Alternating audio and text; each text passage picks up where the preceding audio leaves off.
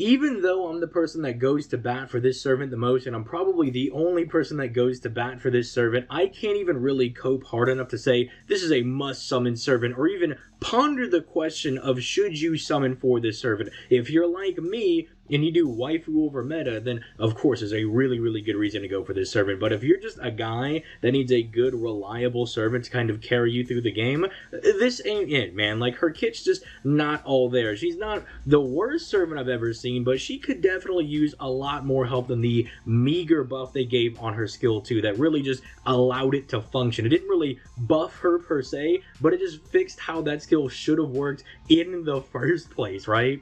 So that's why in today's video we're going to be asking the question, is this servant actually all that bad? Is she the worst servant in the game like a lot of people will peddle? I don't think so, and not even by a country mile. She at least does have decent things going for her that I think saves her from being the worst absolute unit in the game, but definitely not worth going for if you're like, hey, I need a farmer, or I just need a really like decent DPS. You're not really going to get that with this servant. But let's break it down by starting off with her hits, where one of the first things that really does bother me about this servant is that she is a buster servant, but they gave her the double buster double quick setup, which is just not very good for buster servants, right? Generally, unless they have really nice quick buffs and big NP gain, which she does have one of those, the double quick thing isn't going to work out super well for them, because they're really going to want to find that one arts card, because that one arts card is going to really help them refund their NP.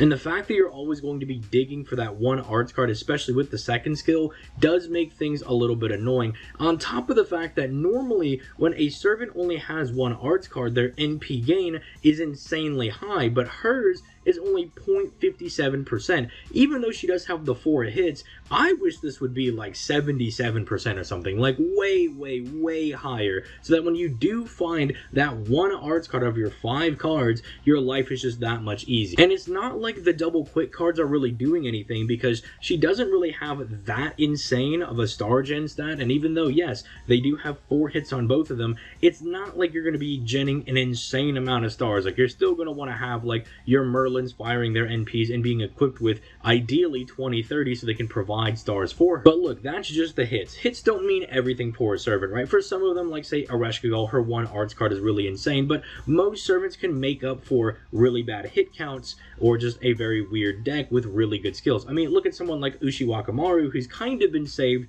by a really good string of buffs that, even though it kind of makes it a little bit still difficult for her to like gen some stars, you can still use her, right? And you can get some very good value out of Ushi. Let's see if Ruler Artoria has insane skills to back this up. Well, the first skill over here is a very solid skill. It does give her a 40% battery and evasion for 1 turn. Both of these things are very nice. The 40% battery is not quite a 50% battery, but it's good enough to use if you want to use her for buster farming, and even before that, it was still really nice. Slightly annoying that it wasn't a 50% because you couldn't immediately fire it with, say, a 50% starting charge CE, but there were a couple of them that were like 60% or even 75% if you max them and broke your imaginary element, so it was not all that bad. You could still use it to some effect. It wasn't a bad battery. And then it even had some utility that after you fired the battery, the next turn, you got a 30% attack buff, which was rather nice. The only issue is that you'll kind of find out is she doesn't really have a lot of multiplicative buffs,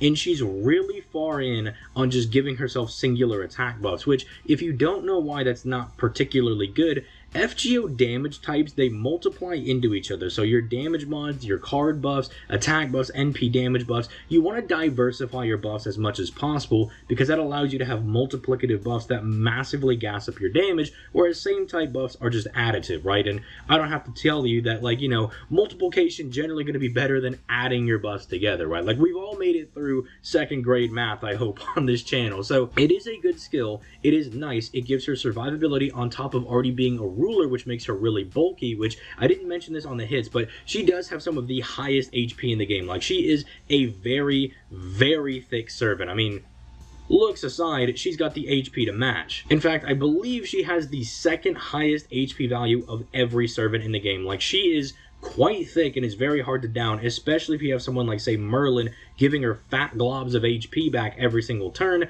It's going to be really hard to down her, aside from just like beating her in one shot. Think of her kind of like a Bargus in that way, right? It can be really hard to take her out just because she is really thick. She's got that HP, but that also does mean her attack is booty cheeks low, which also is probably why, even though she does have some different buffs going for her, she doesn't do that much damage. But let's move into the second skill. Now, this should have already been buffed. This should just have looked like this when this came out, because originally it was just the card shuffle thing, which is not very good on its own, because you shuffle your cards and then you're like, well, I didn't really get any of the cards I needed. Now, at the very least, you can select an ally and you can push them out of the card rotation for a turn, so you're more likely to find the support that you want. Like, if you have someone else, you're more likely to find their cards, or more importantly, you can find Ruler Artoria's cards, which is generally what you want to do, because one of the best things I think you could be doing with this servant is doing crits, because she gives the entire party a 50% crit damage buff. Her crits can actually look really nice, because they have to compensate for that really mediocre NP damage. So it is nice when you can find those Ruler Artoria cards, and you can kind of do it on demand with this like 5-turn cooldown. Like, the cooldown's not all that bad, so you can kind of use it to find your cards. Or if you really need, say, a arts card or something to refund your NP, you can also use it to like dig for some of those other cards. And then she also gave you the entire party a 30% NP gain buff. I wish it wasn't just for 1 turn. It probably should be for 3 turns, considering that she would really like to have that extra NP gain, but I'm just glad they tacked that on there in any capacity, right? I just like that they went ahead and did that. Now, finally, there is her third skill, and this is what I mean. Like, yeah, it's a 40% attack buff for 3 turns and star weight for 1 turn, and that's really good in a vacuum. Like, by itself, that is not bad at all whatsoever. The problem is, now we have 2 big attack buffs. One of them is not even up all the time. It only comes up after you fire the skill, so that means when that Royal Bunny jump goes away, you lose a lot of your damage that you're kind of already lacking anyway, but now they're both attack buffs, meaning she's not multiplying her damage, she's adding attack buffs together, and that's just not very good. You want to be splitting your buffs apart, but in, kind of a vacuum, it's still pretty decent, right? I wish that if they would go ahead and buff this in the future, they maybe just throw on like 20 to 30% NP damage, right? Just something that's really nice. And even if you want to go really hard with it, you throw on like 20% NP damage for the party, and then give her some special damage mod of some type, right? I don't really care what it is, because anything would really be good at this point, right? It would be very nice, because something you'll notice with a lot of offensive rulers is that they're kind of hard to do. Not people like, say, Himiko or Qi Huang, because they have these kind of like self-buff NPs and they focus on doing big crits. But if you look at a lot of the offensive rulers like, say, Martha or Ruler Artoria or even like Amakusa, they all feel like they're lacking things. Although Martha gets a little bit of a pass because she's a year 1 servant. I'm not really going to hold that against her, right? And they really just refuse to buff her for some reason. They refuse to give her any help. But even with like all the buffs that Amakusa has, and even with like a pretty decent kit that Ruler Artoria has, being a ruler is that generally just going to be more of a defensive class thing. And so trying to make them offensive really only works with people like, say, Qi Huang or Himiko over there. They give themselves just so many self-buffs. Or you're just Estrella and you're just an outlier. Like, Estrella is so good as an offensive ruler. I'm convinced that there was a different person designing that servant, right? Like, someone else was making that servant and not these other rulers over here. Because we go to look at her NP, someone at least had the foresight to be like, okay, on her NP, something that will prompt first is she'll give herself an Omni card buff. It's at least 20% for the turn that you fire the NP. So at least she has some multiplicative buff, but it's just not enough. Charging her own NP by 20% is really nice. It helps her out in some farming setups, and being able to pierce defense is nice,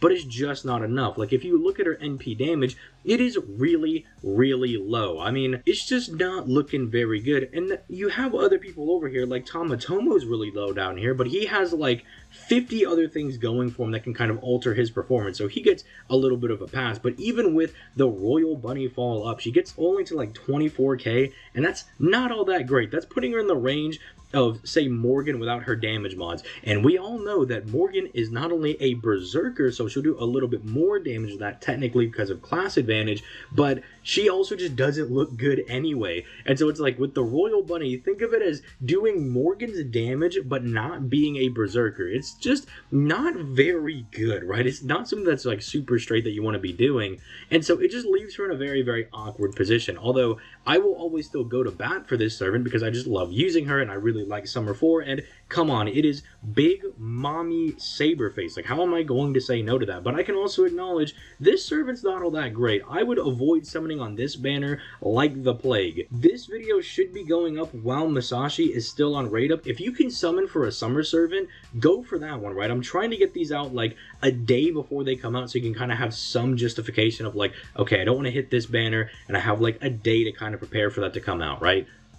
Summon on that banner, go for her. She's still very good. I think she's still a very decent servant, even on JP, even if there are way better options than her if you want to use her for looted, but she still has her value. We also have, say, Artoria coming out, who's also a very, very strong servant in her own right, kind of like just Archer Melusine if you want to view her in that light. Or we have Summer 6 coming out, which just has a bunch of really generic .jpeg good servants. Like, none of them really do anything super special, but they all just do really good things. Like, they're all just very straightforward good servants. Summon for those guys and not her, unless you're me and you know you just love your saber faces. But let me know your thoughts in the comments down below. Make sure to leave a like on the video and subscribe to the channel for that daily FGO content. And with that being said, I will get out of here. Catch you on the next one. Peace.